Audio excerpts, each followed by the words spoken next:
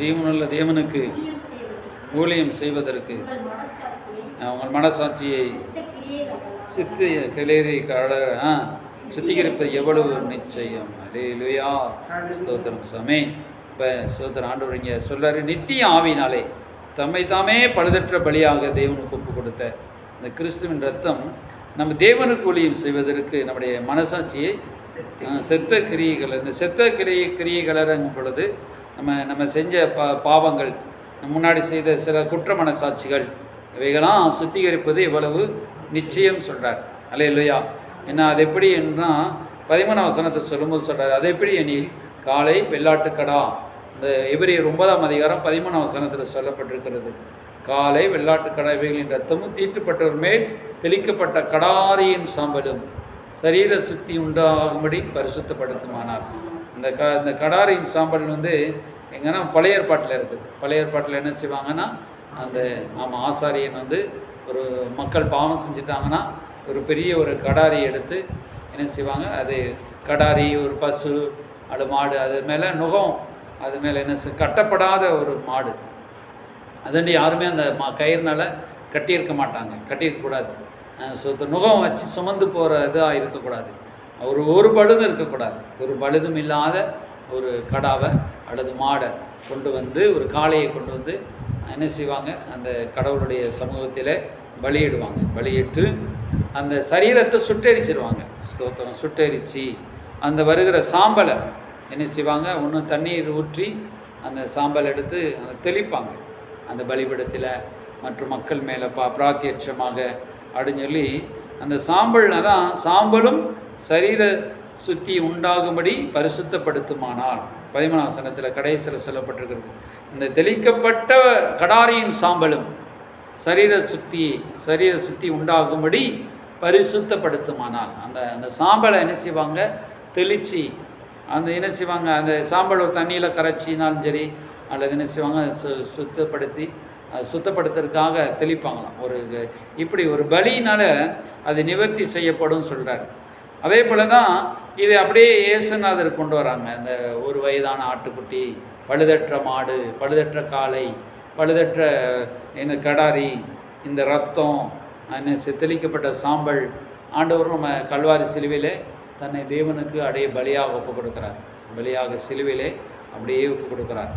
அந்த பலி நம்மளை சாதாரண பழைய ஏற்பாட்டில் இயேசு கிறிஸ்து பலியாகலை, ஆனால் புதிய ஏற்பாட்டில் தான் இயேசு பலியாகிறார். அப்போ பழைய ஏற்பாட்டு பலி இப்போ நம்ம ஜனங்கள் கொடுக்குற மாதிரி ஆடு மாடு கோழி அப்புறம் மிருகங்களை கொண்டு போய் என்ன செய்யணும், கோயிலில் போய் பலியிடுறாங்க. அது நம்புகிறாங்க மக்கள், நம்புகிறாங்க இந்த பலினா. அப்போது அந்த சாம்பலை நம்புகிறாங்க, பூசிக்கொள்கிறாங்க, மற்ற பரிகாரத்தில் நம்புகிறாங்க. ஆனால் அதை காட்டிலும் நமக்கு ஒரு மேன்மையான பலி என்று காட்டுறார். அல்லேலூயா. அந்த எபிரேயர் நிறுவமே இதை காட்டில் ஒரு மேன்மையான பலி இயேசு கிறிஸ்துவனுடைய பலி அப்படின்னு சொல்கிறாங்க. இப்போ மனசாட்சி நீங்கிறதுக்காக சாமிகிட்ட போய் வேண்டுதல் செய்கிறான், சாமி இந்த மாதிரி எனக்கு இந்த கடா வெட்டுறேன், எனக்கு இந்த பிரச்சனை நீங்கட்டும், இந்த பாவம் நீங்கட்டும், இந்த நோய் நீங்கட்டும் சொல்லி அதை விட ஒரு என்ன செய்கிறான், ஒரு பலி செலுத்துகிறான், நேர்த்திக்கடன் கொடுக்குறான். அதே போல் அவன் செலுத்துகிறான். ஆனால் ஆண்டவர் அதான் இங்கே பவுல் சொல்கிறாரு, அப்படிப்பட்ட பலியே சுத்தப்படுது, மனசாட்சியெல்லாம் நம்புகிறாங்க மனுஷன். ஆனால் அதை காட்டிலும் தம்மை தாமே நித்திய பலியாக ஒரு பழுதும் ஒரு பாவமும் செய்யாதவராக இயேசு வந்தார் இல்லையா. இயேசுநாதர் ஒரு பாவமும் செய்யாதவர், தன்னைத்தானே பலியாக அப்படியே ஒப்பு கொடுத்தார். சொல்கிறாரு, நித்திய ஆவியினாலே தம்மை தாமே பழுதற்ற பலியாக அப்படி சொல்கிறார். பழுதற்ற ஒரு பலி. இயேசு கிறிஸ்துவும் அவர் ஒரு குற்றமும் செய்யாதவர், ஒரு பாவமும் செய்யாதவர், தனக்காக வாழாமல் நமக்காக எல்லாத்துக்காக வாழ்ந்தார். அந்த பழுதற்ற பலியாக தேவனுக்கு ஒப்பு கொடுத்த கிறிஸ்துவனுடைய ரத்தம் அலே சொல்கிறார். அல்லேலூயா. கிறிஸ்துவனுடைய ரத்தம் ஜீவனுள்ள தேவனுக்கு ஊழியம் செய்வதற்கு உங்கள் மனசாட்சியை செத்த கிரியைகள. அப்போ இந்த மனசாட்சியில் நமக்கு சில குறைகள்லாம் இருக்கும், பிசாசு கொண்டு வருவான், அதெல்லாம் சுத்திகரிப்பது எவ்வளவு நிச்சயம் அப்படி சொல்கிறார். 15ஆம் வசனம் சொல்கிறாரு, ஆகையால் முதலாம் உடன்படிக்கையின் காலத்தில் நடந்த அக்கிரமங்களை நிவர்த்தி செய்யும் பொருட்டு, அதை படிங்க. அதில் அவர் மரணம் அடைந்து அழைக்கப்பட்டவர்கள் வாக்குதத்தம் பண்ணப்பட்ட நித்திய சுதந்திரத்தை புது உடன்படிக்கையின் மஸ்தீஸ்வராக இருக்கிறார். அவர் என்ன சொல்கிறாரு, ஆகிய முதல் உடன்படிக்கையின் காலத்தில் நடந்த அக்கிரம நிவர்த்தி செய்யும் பொருட்டு அவர் மரணம் அடைந்து, அவர் என்னன்னா முதலாம் உடன்படிக்கை சீனாய் மலையில் உண்டான உடன்படிக்கை அப்படின்னு சொல்வார். முதலாம் உடன்படிக்கை அங்கே உண்டாச்சு. அதில் தவறுனாங்க, மக்கள் எல்லாம் தவறி விழுந்து போனாங்க. அதில் 10 கற்பனைகள் 600 கற்பனைகள்லாம் முதலாம் உடன்படிக்கை. அதில் என்ன செய்தாங்க, அதுலேயும் சொல்லப்பட்டிருக்கிறது, இப்படி பாவம் செஞ்சால் இப்படி நிவர்த்தி செய்யணும் அப்படின்னு சொல்லி. அதுவுமே நிறைவேற்றப்படலையாம். யார் கடைசி நிறைவேற்றினா அதான் சொல்கிறாரு, உடன்படிக்கையின் காலத்தில் நடந்த அக்கிரமங்களை நிவர்த்தி செய்யும் பொருட்டு அவர் மரணம் அடைந்து, அல்லேலூயா, அதற்காகவே அவர் மரணம் அடைகிறார். அல்லேலூயா. முதலாம் கற்பனையில் ஏசப்பா பிதாவாகி தேவன் சொன்னார், 600 லட்சம் கற்பனை எழுதி கொடுத்து இப்படிலாம் பாவம் செய்யக்கூடாதுன்னு சொல்லி கொண்டு வந்தார். ஆனால் மனுஷெல்லாம் தவறினான். அதை நிவர்த்தி, அந்த தவறுனதை நிவர்த்தி செய்யணும். அப்போ அது ஆடு மாடு இதெல்லாம் பலி செலுத்தி நிவர்த்தி செய்யப்பட முடியலையாம். அப்போ அதான் சொல்வார், இது நிவர்த்தி செஞ்சுருந்தால் அதோடு முடிஞ்சிருக்குமே, அது நிவர்த்தி செய்ய முடியல. அதான் ஸ்தோத்திரம் பாருங்கள். அதுதான் சொல்வார் ஸ்தோத்திரம் 8ஆம் அதிகாரம் எபிரேயர் 8:9 சொல்வார், அவருடைய பிதாக்களை எகிப்து தேசத்திலிருந்து கொண்டு வரும்படிக்கு நான் அவர்களுடைய கையை பிடித்த நாளிலே அவர்களோடு பண்ணின உடன்படிக்கையை போல இது இருப்பதில்லை. அந்த உடன்படிக்கையில் அவர்கள் நிலை நிற்கவில்லையே, நானும் அவர்களை புறக்கணித்தேன்னு சொல்கிறார். அவங்களும் நிலை நிற்கல, நானும் அவங்கள வினைச்சினேன் புறக்கணித்தேன் என்று கர்த்தர் சொல்லுகிறார். அல்லேலூயா. அப்போ அவர்களை கர்த்தர் என்ன புறக்கணிச்சிட்டார். ஸ்தோத்திரம். அந்த நாட்களுக்கு பின்பு நான் இஸ்ரவேல் குடும்பத்தாரோடே பண்ணும் உடன்படிக்கையாவது அப்படின்னு சொல்கிறார். அந்த நாட்களுக்கு பின்னாடி ஒரு உடன்படிக்கை இஸ்ரவேலோடு பண்ணாராம். அது எரேமியா 31 அதிகாரம் 33 எழுதப்பட்டிருக்கு பாருங்கள். எரேமியா புஸ்தகத்தை நாம் எடுத்துக்கொண்டோமானால் எரேமியா 31 இதில் சொல்கிறார். அதில் திரும்பமாக வாக்கு பண்ணுறார். 33 சொல்லப்படுது, அந்நாட்களுக்கு பிற்பாடு நான் இஸ்ரவேல் குடும்பத்தாரோடே பண்ண போகிற உடன்படிக்கையாவது, நான் என் நியாயப்பிரமாணத்தை அவர் உள்ளத்தில் வைத்து அதை அவர்கள் இருதயத்தில் எழுதி நான் அவர்கள் தேவனாய் இருப்பேன், அவர்கள் என் ஜனமாய் இருப்பார்கள். அல்லேலூயா என்று சொல்லுகிறார். அல்லேலூயா. அப்போ ஸ்தோத்திரம் சொல்கிறாரு, அந்த நாட்களுக்கு பின்பு, அப்போ நான் இஸ்ரவேல் குடும்பத்தார், அந்த நாட்களுக்கு பிற்பாடு நான் இஸ்ரவேல் குடும்பத்தோடே பண்ண போகிறேன். ஏன்னா அந்த முதலாம் உடன்படிக்கையை கர்த்தர் ஏற்படுத்தினார். 32 சொல்லப்பட்டிருக்கிறது, அவர்கள் பிதாக்களை எகிப்து தேசத்திலிருந்து அழைத்து வர கைப்பிடித்த நாளிலே அவரோடு பண்ணின உடன்படிக்கையின்படி அல்ல, ஏனெனில் நான் அவர்களுக்கு நாயகராக இருந்தும் அந்த உடன்படிக்கை அவர்கள் மீறி அவமாக்கி போட்டார்கள் என்று கர்த்தர் சொல்கிறார். அல்ல, அந்த உடன்படிக்கைலாம் அவங்க செல்லாதபடி ஆக்கிட்டாங்க. ஸ்தோத்திரம். இப்போ 31 சொல்கிறார், இதோ நாட்கள் வரும் என்று கர்த்தர் சொல்கிறார், அப்பொழுது இஸ்ரவேல் குடும்பத்தோடும் யூதா குடும்பத்தோடும் புது உடன்படிக்கை பண்ணுவேன்னு சொல்கிறார். ஒரு புதிய உடன்படிக்கையை நான் கொண்டு வருவேன் அப்படின்னு சொல்கிறார். ஏன்னா அந்த பழைய உடன்படிக்கையில் அவங்க நிலைத்து நிற்கலை. அப்போ தான் புதிய உடன்படிக்கையை அவர் இயேசு கிறிஸ்து சிலுவையிலே சிந்தின ரத்தத்தின் மூலமாக கொண்டு வரார். அப்போ இயேசு கிறிஸ்து சொல்கிறார்ல, இது என் ரத்தத்தினாலாகிய புதிய உடன்படிக்கை இருக்குது. லூக்கா புஸ்தகத்தில் 23 அதிகாரமாக அதில் சொல்வார். புதிய அதில் சொல்லும்போது சொல்வார். 23 அதிகாரத்தில் பார்த்தீங்கன்னா சுதந்திர பின்பு ஆண்டவர் சொல்வார் பாருங்கள். 20ஆம் வசனம், போஜனம் பண்ணின பின்பு 22:20 அந்தபடி பாத்திரத்தையும் கொடுத்து, இந்த பாத்திரம் உங்களுக்காக சிந்தப்படுகிற என்னுடைய இரத்தத்தினாலாகிய புதிய உடன்படிக்கையாக இருக்கிறது என்றார். அல்லேலூயா. என் இரத்தத்தினாலாகிய ஒரு புதிய உடன்படிக்கை அப்படின்னு சொல்கிறார். இரத்தத்தினாலாகிய, அப்போ அவருடைய இரத்தத்தினால் ஒரு புதிய உடன்படிக்கை பண்ணி நம்முடைய பாவங்களை அவர் என்ன செய்கிறாரு, மன்னிக்கிறார். அல்லேலூயா. ஸ்தோத்திரம். அப்போ அவன் சொல்கிறார், என்னுடைய பிரமாணங்கள் அவங்க இருதயத்தில் எழுதுவார். இப்போ நமக்கு பிரமாணத்தை நம்முடைய உள்ளத்தில் கொடுத்துட்டாரு, அவங்களுடைய இருதயத்தில் வைத்து அதன்படி நடக்கவும் நான் பண்ணுவேன்னு சொல்கிறார். நான் சொல்கிறேன், அவங்களுக்கு நவமான இருதயத்தை கொடுத்து, ஒரு புதிய இருதயத்தை கொடுத்து அந்த உடன்படிக்கையின்படி நான் நடக்க பண்ணுவேன்னு சொல்கிறார். இப்போ நமக்குள்ளே பரிசுத்த ஆவியானவர் நம்மளை நடக்க பண்ணுறார். அந்த காலத்தில் அவங்க உடன்படிக்கை கொடுத்தாரு, ஆனால் வெளியே இருந்தார். இப்பொழுதோ நமக்கு என்ன செய்கிறார்னா, தேவன் உடன்படிக்கை கொடுத்து அவரும் உள்ளே அந்த நடக்க பண்ணுற நம்முடைய இருதயத்தையே புது இருதயம் மாற்றுறார். அவரோட வார்த்தையின்படி செய்யவும் நடக்கவும் நான் பண்ணுவேன்னு சொல்லி எசேக்கியேல் புஸ்தகத்தில் அவர் சொல்வார், நான் அவர்களுக்கு நவமான இருதயத்தை கொடுத்து, அந்த வசனத்தை எடுத்து பாருங்களேன். நான் செய்யவும் நடக்கவும் பண்ணி 36 சொல்ல பாருங்கள். ஸ்தோத்திரம். 36 அதிகாரம் 26 வசனத்தை சொல்கிறாரு. ஸ்தோத்திரம். எழுதி கொடுத்து உள்ளத்திலே கட்டளையிட்டு கல்லான இதயத்தை மாம்சத்திலிருந்து எடுத்து போட்டு கல்யாண இதயத்தை உங்களுக்கு கொடுப்பேன். உங்கள் உள்ளத்திலே என் ஆவியை வைத்து உங்களை என் கட்டளையின்படி நடக்கவும் என் நியாயங்களின்படி செய்யவும் கைக்கொள்ளவும் அவைகளின்படி செய்யவும் பண்ணுவேன்னு சொல்கிறார். நீங்கள் உங்கள் பிதாக்கள் கூட நான் கூட தேசத்தை நீங்கள் குடியிருப்பீர்கள், நீங்கள் என் ஜனமாய் நான் உங்கள் தேவனாய் இருப்பேன் அப்படின்னு சொல்கிறார். அல்லேலூயா. இப்போ ஆண்டவர் ஸ்தோத்திரம் அந்த உள்ளத்தில் புதிதான ஆவியை கொடுத்து என்ன செய்கிறாரு, அதன்படி நடக்கவும் பண்ணுறார்.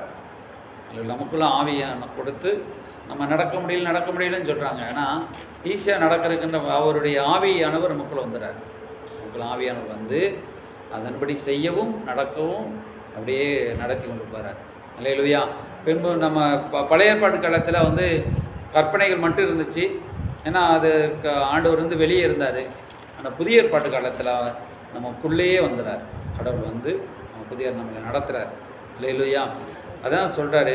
ஸ்தோத்திரம். அந்த பழைய ஏற்பாட்டு காலத்தில் இதுக்கடுத்து ஆடு மாடு கோழி இதுதான் நம்ம இது இப்போ வந்து நம்ம கடவுள் என்ன செய்கிறாரு, நீங்கள் இது பணமாக வந்து போட்டுருங்கப்பான்னு சொல்லிட்டார். இந்த காலத்தில் பணமாக வந்து போட்டுட்டு அதுவும் ஒரு பலியாக கொண்டு வர்றார். நீங்கள் காணிக்கையாக கொண்டு வந்து ஆலயத்தில் போட்டு அல்லது ஊழியர்களுக்கு உதவி செய்ய சொல்கிறார். அதுக்காக நம்ம பலி இல்லைன்னு நம்ம சொல்ல முடியாது. நம்ம பலி நம்ம உழைக்கிற ஏசப்போ ஒரேடியாக பலியாக ஈட்டு நம்ம காசு பணம்லாம் கடவுள் கொடுக்க வைக்கிறார். அந்த பலியில் நம்ம சொல்ல முடியாது. ஏன்னா அந்த ஆடு மாடெல்லாம் அவங்க காசு கொடுத்தா வாங்கிட்டு வரணும், மந்தையிலிருந்து பிடிச்சு கொண்டு வந்து போடணும், அவங்க மேய்ச்சல்லேருந்து கொண்டு வந்து போடணும், பலி செலுத்தணும். ஆனால் புதிய ஏற்பாடு காலத்தில் பலி இல்லைன்னா காணிக்கு இல்லைன்னு போக முடியாது. அவன் எப்படி கஷ்டப்பட்டு உழைக்கிறானோ அந்த காணி நம்மளும் கஷ்டப்பட்டு உழைக்கிறோம். பழைய ஏற்பாட்டில் ஒரு மாட்டின் விலை இப்போலாம் ஒரு மாட்டின் விலை 20,000 இல்லையா? ஒரு ஆட்டின் விலை 10,000 குறைஞ்சி 15,000 20,000. ஒரு ஆடே 20,000. ஆடு மாடெல்லாம் 40,000. அப்போ நம்ம சாதாரண சொல்கிறோம் ஆடு மாடை வெட்டினான்னு சொல்லிடுறோம். அவன் எப்படி கஷ்டப்பட்டு வெட்டியிருப்பான். ஆண்டவர் இந்த பலியை எடுத்து சொல்லும்போது சொன்னார், ஒரு ஆட்டை பழுதட்ட ஆட்டை கொண்டு வா, அது உன் வீட்டிலேருந்து இருக்கணும் அப்படின்னு சொல்லுவா. வீட்டில் செல்லமாக வளர்த்த ஆடு, அது மதிப்பு வந்து 20,000 இருக்கும். அதை கொண்டு வந்து வெட்டுறான். அந்த ஆடு ஒன்று துடிக்குது. காசு பணத்தை பார்க்காட்டாலுமே ஒரு ஜீவன் துடிக்குது.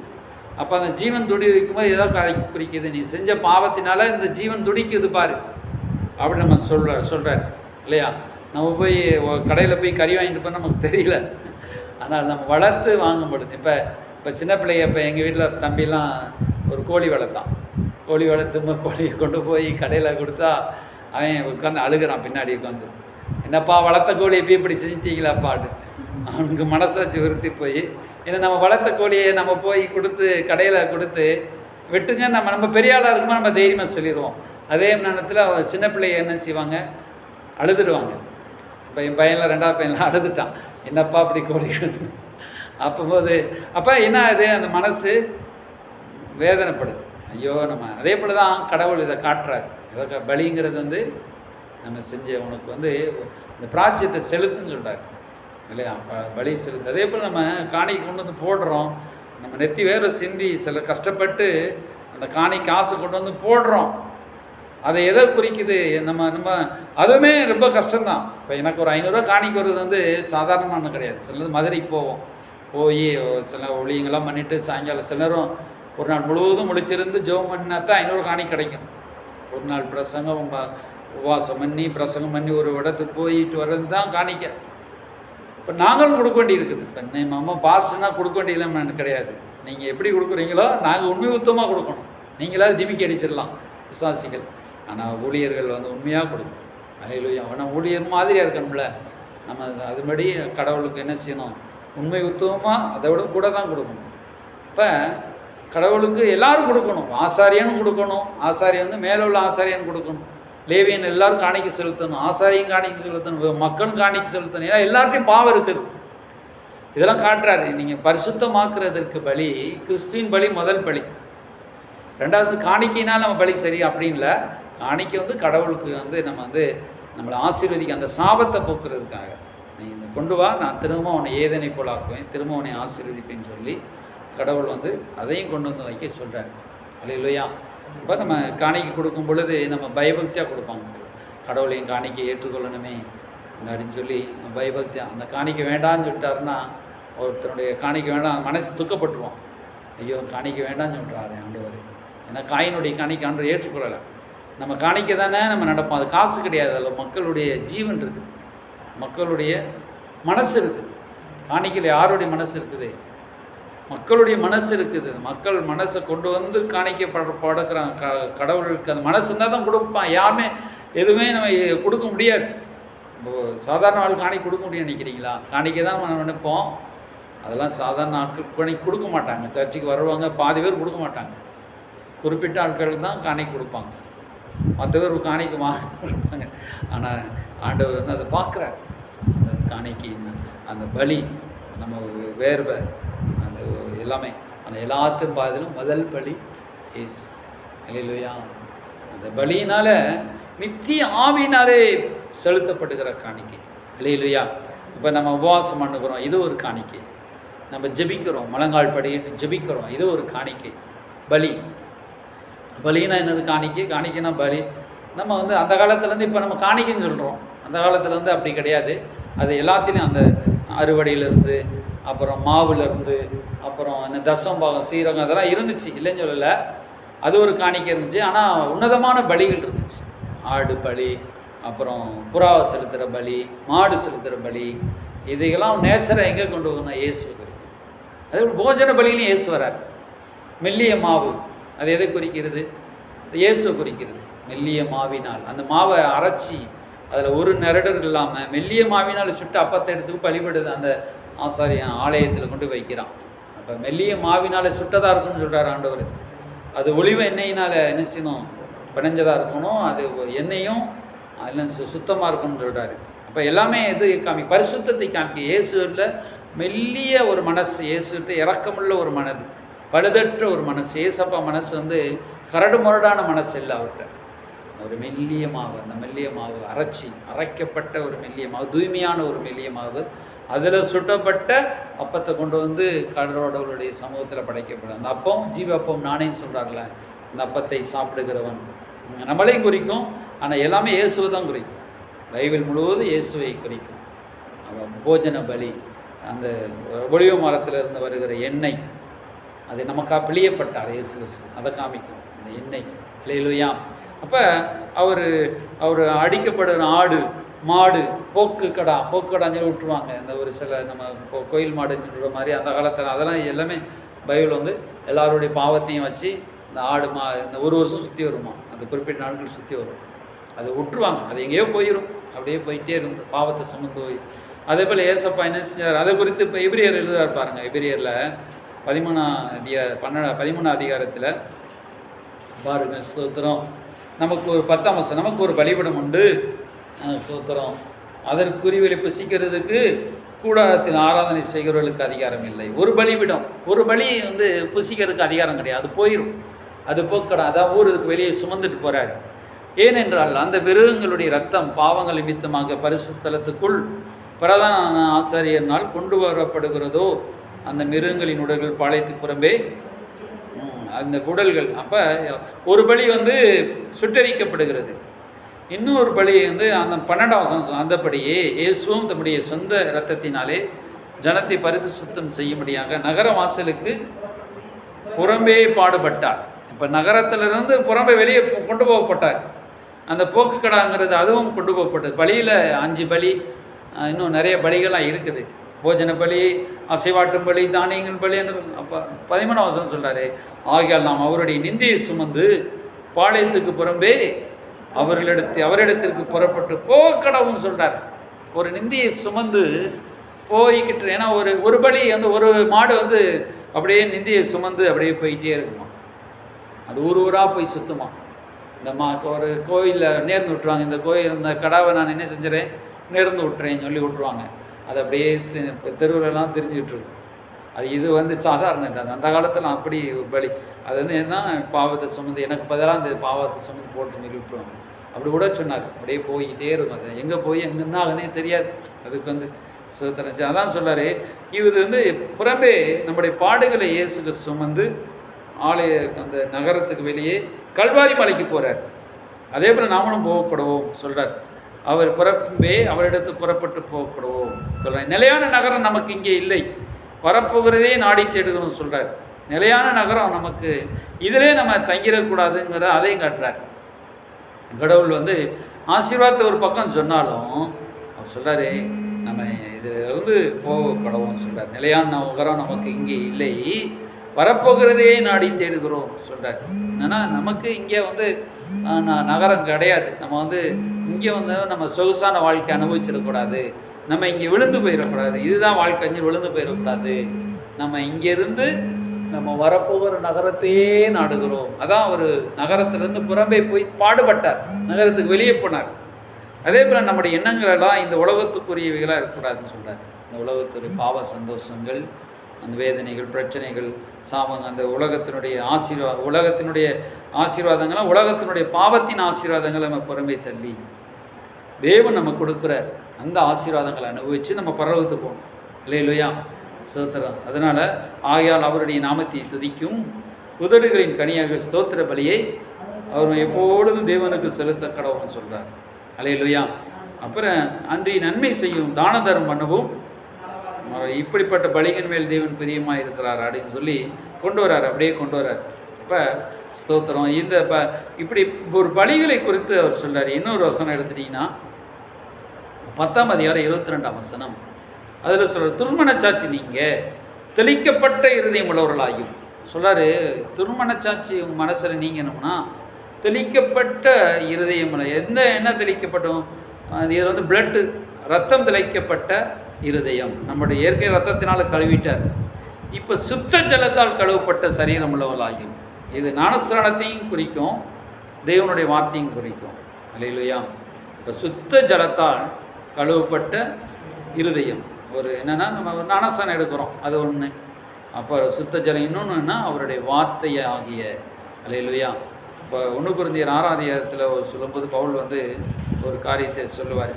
ஸ்தோத்திரத்துக்கு 1 கொரிந்தியர் 6ஆம் அதிகாரத்தில் அவங்க சரீரத்தை குறித்து இப்படி வைத்திருக்கணும்னு சொல்லுவார். 11ஆம் வசனம் 6ஆம் அதிகாரம் 1 கொரிந்தியர் 6ஆம் அதிகாரம் 11. சிலர் உங்களில் இப்படிப்பட்டவர்களாக இருந்தீர்கள், ஆவினாலும் கர்த்தராக இயேசுவின் நாமத்தினாலும் நம்ம தேவனுடைய ஆவினாலும் கழுவப்பட்டீர்கள், பரிசுத்தமாக நீதிமான்களாக்கப்பட்டீர்கள் சொல்கிறார். ஆயினும் இயேசுவின் நாமத்தினாலே இருந்து நம்ம கழுவப்பட்டிருக்கிறோம். இயேசுவின் நாமம்னா இயேசுவின் ரத்தம், அப்புறம் கழுவப்பட்டிருக்கிறோம். தேவ ஆவியினாலும் கழுவப்பட்டீர்கள். அப்போ இங்கே என்ன சொல்லப்பட்டிருக்கிறது, சுத்த ஜலம் ஞானஸ்நானத்தினாலும், அப்புறம் வார்த்தையும் என்ன செய்யும், வார்த்தையும் ஜலத்தை குறிக்கும். இப்போ தண்ணீர்னால் கழுவப்பட்டிருக்கு. அல்லேலூயா. இப்போ நம்ம வந்து இப்போ நம்ம ரட்சிக்கப்பட்ட பிறகு பாவம் செய்கிறாங்க, அவங்க ரட்சிக்கப்பட்டு பாவம் செய்ய பிறகு திரும்பமாக ரத்தத்தால் கழுவப்படணுமா அப்படின்னு கேட்டால் நம்ம அனுதினமும் ரத்தத்தால் கழுவப்படுறோம். ஒரு பாக்கி இருந்தாலும் இந்த ரத்தத்தால் திரும்ப நம்ம கழுவப்பட வேண்டிய இதுக்கு அவசியம் இல்லை. ஆனால் நம்ம என்ன செய்யணும், அவருடைய வார்த்தையாகிய வசனத்தில் நம்ம கழுவப்பட்டுருக்கோம், தண்ணீரினால் கழுவப்படுகிறோம். இல்லையா. இப்போ நம்ம ஒரு ஏசப்பா வந்து சீடருடைய கால்களை கழுவுனார். அவங்களும் சொல்கிறார், பேதுரு சொல்கிறாரு, என் காலை மட்டுமல்ல, நான் காலை கழுவலைன்னா என்னிடத்தில் உனக்கு பங்கும் இல்லை பாத்தியம் இல்லைன்னு சொல்கிறார். அப்பா அவன் சொல்கிறான், அப்பா ஆண்டவரே முழு சரீரத்தையும் கழுவுங்கப்பான்னு சொல்கிறான்.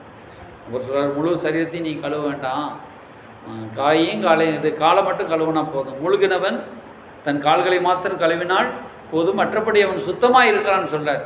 இல்லையா. ஏற்கனவே அவன் குளிச்சிட்டான். ஏற்கனவே நம்ம இயேசுவின் ரத்தத்தினால நம்ம கழுவப்பட்டுட்டோம். இப்போ என்ன செய்யப்படுறோம்னா ஒரு வார்த்தையினால் கழுவப்படுகிறோம். இல்லையா. சரீர சுத்த தண்ணீரினால். அப்போ உண்மையில் இதயத்தோடும் விசுவாசத்தின் பூர்ண நிச்சயத்தோடும் சேர கடவோம் அப்படின்னு சொல்கிறார். இந்த பிசாசு வந்து நம்மளை வந்து குற்றப்படுத்திகிட்டே இருப்பான். நம்ம அந்த பழியை செலுத்தினா தான் ஆண்டவர் ஏற்றுக்கொள்வார், அந்த ஆடை செலுத்தினா தான் கடவுள் ஏற்றுக்கொள்வார்.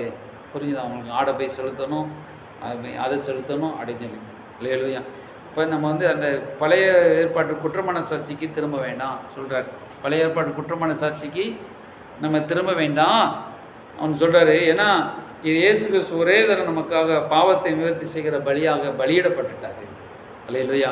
அப்போ உண்மையுள்ள இருதயத்தோடும் நம்ம இப்போ எப்படி வரணும், உண்மையுள்ள இருதயம் விசுவாசத்தின் பூர நிச்சயத்தோடும் அவரிடத்தில் சேர கடவோம். இயேசு பாவங்களை மன்னித்து விட்டார் அப்படின்னு சொல்லி அவரிடத்தில் சேர கடவோம். அல்லேலூயா. ஸ்தோத்திரம். இன்னும் இதில் என்ன சொல்கிறாருன்னா, 1 கொரிந்தியர் 6:11 உங்களில் சிலர் இப்படிப்பட்டவர்களாக இருந்தீர்கள், ஆயினும் கர்த்தராகிய இயேசுவின் நாமத்தினாலும், இயேசுவின் நாமத்தில் நம்ம கழுவப்பட்டோம். அவருடைய நாமத்தை சொல்லி சொல்லி துதிக்கும் பொழுதும் நம்ம கழுவப்படுகிறோம். அப்புறம் நமது தேவனுடைய ஆவியினாலும் கழுவப்பட்டீர்கள் சொல்கிறார். ஒருவர் எனக்கு பின்னே வருவார், அவர் அக்கினினாலும் பரிசுத்த ஆவியினாலும் உங்களுக்கு ஞானஸ்நானம் கொடுப்பார் அடியில் என்று சொல்கிறார்ல. ஏசப்பா சொல்லும்போது சொல்கிறார்ல, அக்கினினாலும் பரிசுத்த ஆவியினாலும் ஞானஸ்நானம் கொடுப்பார். இந்த அக்னி ஞானஸ்நானம், பரிசுத்த ஆவியானவர் ஞானஸ்நானம் கொடுப்போம். பரிசுத்த ஆவிக்குள்ளே நம்ம மூழ்கிறோம். நம்ம ஜெபம் பண்ணி காயிர் பட்டி பாட்டு பாடினாலும் துதிக்கும் பொழுது பரிசுத்த ஆவியினால் நம்ம நிரப்பப்படுகிறோம். அது எதை குறிக்கிறதுனா, நம்ம கழுவப்படுகிறதை குறிக்கிறது. இன்னும் பரிசுத்த ஆவியில் நம்ம ஞானஸ்நானம் அடைகிறது குறிக்கிறது. நம்மளை அக்கினினால் நம்ம சுத்திகரிக்கிறதையும் குறிக்கிறது. அல்லேலூயா. இப்போ நம்ம ஒரு பழைய ஏற்பாட்டில் காலத்தை எப்படின்னா, யுத்தத்துக்கு போயிட்டு வந்தால் அந்த சாமான்கள்லாம், அந்த கத்தி இதெல்லாம் என்ன செய்வாங்கன்னா, ஒரு சில பொருட்களை தண்ணீர்னால் கழுவாங்க. ஆமாம், சில பொருட்களை அக்கினினால் சுட்டரிப்பாங்க. இப்போ ஒரு சில பொருட்கள்லாம் வந்து அக்கினிக்குள்ளே போயிட்டு, இப்போ தங்கம் வெள்ளி, இப்போ தங்கத்தெல்லாம் அக்கினிக்குள்ளே போயிட்டால் திரும்ப வந்துடும். இரும்பு அக்கினிக்குள்ளே போட்டால் திரும்ப வந்துடும். ஆனால் ஒரு சில பொருட்கள், இப்போ வஸ்திரங்கள் எல்லாம் அக்கினிக்குள்ளே போட்டால் வராது, திரும்ப வராது. அதை வந்து தண்ணீர்னால் கழுவுன்னு சொல்கிறார். அக்கினிக்கு நிற்காத எதுவோ அது தண்ணீர்னால் கழுவுன்னு சொல்கிறார். அல்லேலூயா. அப்போ சில காரியங்கள் நம்ம என்ன செய்கிறோம்னா, நம்ம தண்ணீர்னால், இப்போ பரிசுத்த ஆவியினால் நம்ம கழுவப்படுகிறோம். நம்மகிட்ட இருக்கிற கெட்ட குணங்கள் நீங்கிறதுக்கு பரிசுத்த ஆவியின் அக்கினி இறங்குது. அக்கினினால் இறக்கி அப்படியே கழுவுகிறார். அல்லேலூயா. இப்போ அவங்க பழைய ஏற்பாட்டு காலத்தில் வந்து அந்நியருடைய தேசத்தில் புகுந்து அந்நியர் படையெடுத்து வருவாங்க. அவங்க ஆண்டவர் கொள்ளையிட சொல்வார். கொள்ளையிட்டு அங்கே இருக்கிற பொருட்கள், தங்கம் வெள்ளி தங்கத்தெல்லாம் கொண்டு வருவாங்க. கொண்டு வந்து அந்த அக்கினிக்குள்ளே போட்டு அதை சுத்திகரித்து திரும்ப கர்த்தருடைய ஆலயத்துக்கும் ஜனங்களுக்கும் வரும். அப்போ அது வந்து அக்கினினால் சுட்டரிக்கப்படும் பொழுது அது கழுவப்படுது. அக்கினிக்குள்ளே போகும்பொழுது இது என்ன செய்யப்படுகிறது? சுத்தமாக்கப்படுகிறது. அதே போல் அக்கினிக்கு நிற்காத எதுவோ அது தண்ணீர்னால் கழுவப்பட்டு சேர்த்து வச்சுக்கலாம். மக்கள் படையெடுத்து போகிற நாடுகளில், நீ வெளி தேசத்துக்கு போன அந்த தேசத்தில் படையெடுத்து வர்றாங்க, அல்லது படையெடுத்து போகிற அந்த தேசத்துக்கு படையெடுத்து வெற்றி அடைகிறீங்க, அந்த பொருட்களை நீங்கள் எடுத்து வச்சுக்கொள்ளணும்னா அது கழுவப்படும் அப்படின்னு சொல்கிறார், குறிப்பிட்ட எல்லாமே. அப்போ ஆண்டவர் நம்மளையும் என்ன செய்கிறாருன்னா, நம்ம வெளியில் போகிறோம் வர்றோம், நம்ம சில காரியங்கள் தீட்டான காரியங்கள் நம்ம வாழ்க்கையில் வளர்ந்துருது, மனசில் வந்ததுன்னா என்ன சில நேரத்தில் பரிசுத்த ஆவியானுடைய அக்னியில் நல்லா ஜெபம் பண்ணும் பொழுது என்ன சுத்திகரிக்கப்படுது. அல்லேலூயா. நாம் கூட சில நேரத்தில் என்ன செய்கிறோம், குற்றமான சாட்சிங்க பரிசுத்த ஆவியானுடைய அக்னியில் நிரம்பி ஜெபிக்கிறோம். அல்லேலூயா. நிரம்பி ஜெபிக்கும் பொழுது அக்னி வந்து நம்மளை தொட்டு சுகமாக்குது, அக்னி நம்மளை தொட்டு சுத்திகரிக்குது. அல்லேலூயா. அப்போ அது சில காரியங்கள் நம்ம என்ன செய்யணும், இயேசு நாமத்தை சொல்லும் பொழுதே பரிசுத்தமாக்கப்படுது. அல்லேலூயா. இப்போ 3 காரியங்கள் அங்கே சொல்கிறார். இப்போ இயேசுவின் நாமம், தேவனுடைய ஆவியினாலும் கழுவப்பட்டீர்கள், பரிசுத்தமாக்கப்பட்டீர்கள், நீதிமான்கள் ஆக்கப்பட்டீர்கள்னு சொல்கிறார். அல்லேலூயா. இப்படி நீங்கள் நீதிமான் ஆக்கப்பட்டீங்க அப்படின்னு சொல்கிறார். அப்போ நம்ம இந்த இருதயத்தோடு கூட தேவனிடத்தில் கிட்டி சேரணும். நமக்கு எந்த இருதயத்தை கொடுத்துருக்காரு? பரிசுத்த ஆவியானவர் கொடுத்துருக்கிறாரு. தண்ணீர் ஞானஸ்நானம், இயேசு கிறிஸ்துவின் ரத்தம், அப்போ இயேசு கிறிஸ்துவின் நாமம், பரிசுத்த ஆவியானவர், இதெல்லாம் கடற்கரை எத்தனை காரியங்கள் நம்மளை சுத்திகரிக்குது. அல்லேலூயா. அப்போ அதான் சொல்கிற, இது உண்மையுள்ள இருதயம் இதெல்லாம் கழுவப்பட்டு நம்ம என்ன செய்யப்பட்டிருக்கிறோம், ஆண்டவரோடு கூட ஒப்புரமாக்கப்பட்டிருக்கிறோம். அல்லேலூயா. அப்போ திரும்ப இப்படிலாம் வந்து நம்ம பாவம் செய்ய போகக்கூடாதுன்னு சொல்கிறார். இப்படி திரும்ப நம்ம அடிக்கடி பாவத்தில் விழ முடியாத அளவுக்கு ஒரு பேக்ரவுண்டு என்ன செய்கிறார் ஆண்டவர் அரண்களால் மூடுகிறார். அல்லேலூயா. நம்மளை சுற்றி என்ன இருக்குது? இயேசுவின் ரத்தம் இருக்குது, இயேசுவின் நாமம் இருக்குது, பரிசுத்த ஆவியானவர் இருக்கிறாரு. இப்படிலாம் இருந்து நம்ம பாவத்தில் விழ மாட்டோம்ங்கிறத ஆண்டவர் சொல்கிறார். அல்லேலூயா. இதுக்கு மிஞ்சி பாவத்தை விழுகிறோன்னு இருக்கிறான். அவனுக்கு என்ன தான் பாதுகாப்பு கொடுத்தாலும் பாவத்தில் விழுகிறோம் இருக்கிறான். ஆனாலும் ஆண்டவர் சொல்கிறார், இப்படி நீங்கள் நீதிமான்களாக்கப்பட்டீர்கள் சொல்கிறார். இந்த நீதியோடு கூட கடவுளிடத்தில் நம்ம சேரணும், அவரிடத்தில் போய் நம்ம ஜெபிக்கணும்னு சொல்கிறார். அல்லேலூயா. அப்போ இந்த செத்த கிரியைகளற, இந்த செத்த கிரியைகளை நம்ம செஞ்ச ஜென்ம காலத்தில் ஆண்டவர் அறியாதுக்கு முன்னாடி செஞ்ச பாவங்கள் இப்பயும் சிலருக்கு குற்றமான சாட்சியாக சிலர் வந்து தேடி குத்திக்கிட்டு இருக்கோம் இல்லையா? அந்த இதெல்லாம் நீங்கணும்னு சொல்கிறார். அதெல்லாம் நீங்கள் சுத்தமாக குற்றமான சாட்சி கலர தேவனுக்கு ஊழியம் செய்கிறதிலும், அவரிடத்தில் திருமண சாட்சி நீங்கள் அவரிடத்தில் கிட்டி சேர்கிறதிலும் அவரிடத்தில் ஜெபிக்கிறதிலும் நீங்கள் என்ன செய்யுங்க, கிட்டி சேருங்க. கிருபாசன தண்டையில் கிட்டி சேருங்கன்னு சொல்கிறார். கிருபாசன தண்டையில் இன்னும் நீங்கள் அவரோடு ஐக்கியமாவதில் கிட்டி சேருங்கன்னு சொல்கிறார். அல்லேலூயா. இப்போ சிலர் சொல்லுவாங்க, ஆண்டவரிடத்துக்கு கிட்டி சேரவே முடியல, அபிஷேகம் பெறவே முடியல, அந்நிய பாஷையை பேச முடியல, ஆவியை நிரப்பட முடியலன்னு சொல்லும் பொழுது நம்ம இதெல்லாம் ஆண்டவர் நமக்கு செய்கிறார். அவர் இயேசுவின் ரத்தம், இயேசுவின் நாமம், பரிசுத்த ஆவியானவர், அப்புறம் வார்த்தையினால் அவருடைய வார்த்தையினாலும் பரிசுத்தமாக்கப்படுகிறோம். இவ்வளவு காரியத்தை நமக்குள்ள சுத்திகரிப்பு உண்டு பண்ணுறார். சுத்திகரிப்பு உண்டு பண்ணி நம்மளை அவர் தேவனுடைய பிள்ளையா, நீதிமானா, பரிசுத்தமானா நம்மளை நிறுத்துறார். இல்லையா? நல்ல கண்களை முடிச்சு வைக்கணும். ஆண்டவரே, இந்த நம்முடைய வார்த்தைகளை நீர் ஆசீர்வதியும். நம்முடைய வார்த்தையின்படி நாங்கள் நடந்து கொள்ள உதவி செய்யுங்கப்பா. ஆண்டவரே, இயேசுவின் ரத்தத்தின் இயேசுவின் நாமத்தினாலும் பரிசுத்த ஆவியினாலும் நீங்கள் சுத்திகரிக்கப்பட்டீர்கள், நீதிமான்களாக்கப்பட்டீர்கள் என்று சொன்னீங்களே, உங்கள் ஸ்தோத்திரம். சுத்த மனசாட்சிக்கிறார் எல்லாவற்றையும் சுத்திகரித்து நாங்கள் தேவனுடைய பிள்ளைகள் நீதிமான்களாக்கப்பட்டிருக்கிறோம். அல்லேலூயா. ஆண்டவரே, உண்மையுள்ள இருதயத்தோடு கூட பரிசுத்த ஆவியானவருடைய துணை கொண்டு கூட நாங்கள் கிருபாசனத்தில் இன்னும் கிட்டிச்சேர கர்த்தர் எங்களுக்கு அனுக்கிரகம் பண்ண வேண்டும் என்று ஜெபிக்கிறோம். பண்ணுவீராக. நீங்கள் நீதிமான் ஆக்கினதுக்காக நன்றி, பரிசுத்தமாக்கினதுக்காக நன்றி. தாழ்த்தி படைக்கிறோம். அந்த பிள்ளைகளை ஆசீர்வதி துதிகனமே மேல் நமக்கே செலுத்துகிறோம். இயேசு கிறிஸ்து நாமத்தினால் வேண்டிக் கொள்கிறோம். ஜீவனுள்ள நல்ல பிதாவே, ஆமென். ஆத்மாவே கர்த்தரை ஆத்மாவே கர்த்தர் செய்த சகல பாவங்களையும்